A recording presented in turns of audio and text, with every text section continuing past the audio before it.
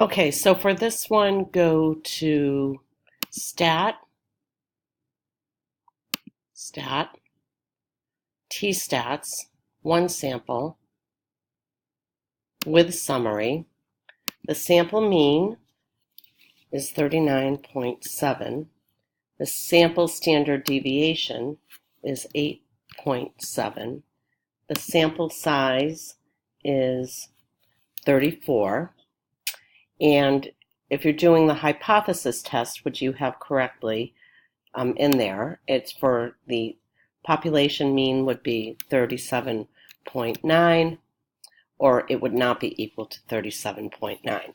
So we're doing one test at a time. So we'll compute that. And for this, using a t-statistic, we have this p-value.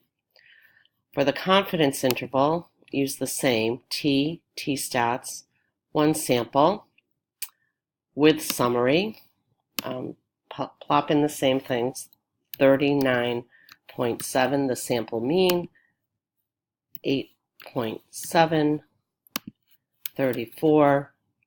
The confidence interval requested is a 90% confidence interval. We'll compute that.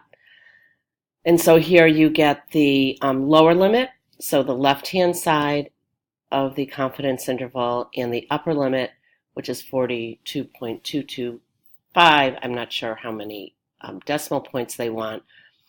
But what this means is that you can be 90% confident that the sample is somewhere between 37 and 42, that for any population that you went to, you would get, there's a chance that you would get that 39.7 or even the 37.9, because that was the one that he had gotten last time.